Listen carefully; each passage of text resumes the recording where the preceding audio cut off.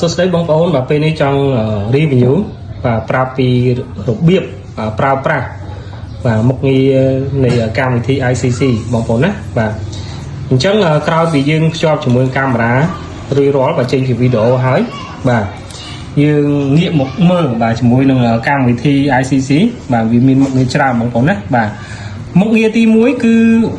មុខងារ voice ជាសំឡេងបាទឆ្លើយឆ្លងមានន័យថាយើង voice សំឡេងពីទូរស័ព្ទកម្មវិធី ICC ទៅកាមេរ៉ាបាទបងប្អូនអាចតេស្តបានណាបាទបាទ Hello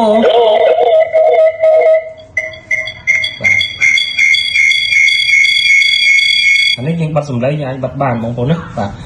ហើយអានេះកម្មវិធីយើង save ជាវីដេអូឧទាហរណ៍បងប្អូនចង់ save ជាវីដេអូហ្នឹងទៅ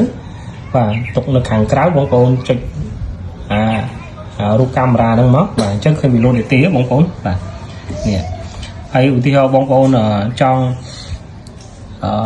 យកតែវីដេអូរយៈពេលប្រហែលនាទីហ្នឹងបាទចង់កំណត់នាទីហ្នឹងបងប្អូនចុច scope មកបាទវា save ជាអូតូបន្តិចបងប្អូនណាបាទអានេះ save ជារូបភាពបាទអានេះបដូរទៅជារូប HD និង SD បាទ HD គឺច្បាស់ណាបាទអានេះ save ជារូបភាពបាទកម្មវិធី save ជារូបភាពបាទអានេះ save ជា record ជាវីដេអូបាទវីដេអូនេះគឺ record យើងអាចរក្សាទុកបានមួយសប្តាហ៍បាទហើយផុតមួយសប្តាហ៍យើងវាលុបមួយថ្ងៃម្ដងអូតូម៉ាទិកបងប្អូនណាអានោះតាមប្រភេទ memory ដែរបងប្អូនបាទហើយសម្រាប់កម្មវិធីនេះគឺកម្មវិធីគេហៅ PTZ ហ្នឹងគឺមានថាយើងអាចសេរីកាមេរ៉ាបាទ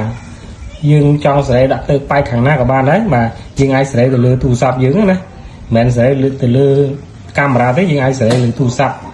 ដាក់ទិសដៅខាងណាក៏បានដែរបាទណាបងប្អូនឃើញកាមេរ៉ាវិលទេបាទកាមេរ៉ានេះគឺវាវិលបាន390ដឺក្រេបាទហើយសម្រាប់កម្មវិធីមុខងារមួយទៀតគឺមុខងារ motion tracking បាទអញ្ចឹងកម្មវិធីមួយនេះមានថាបើសិនថាយើងចុចបើកគឺវារេចាប់សកម្មភាពមនុស្សបាទ sensor វាគឺចាប់សកម្មភាពមនុស្សបងប្អូនណាបាទឧទាហរណ៍ខ្ញុំបែរទៅខាងនេះគេកាមេរ៉ាតាមចាប់វិវត្តអូតូបន្តិចបាទអញ្ចឹងបើសិនថាយើងបិទគឺវាលែងរេចាប់សកម្មភាពមនុស្សហើយបងប្អូនណាបាទ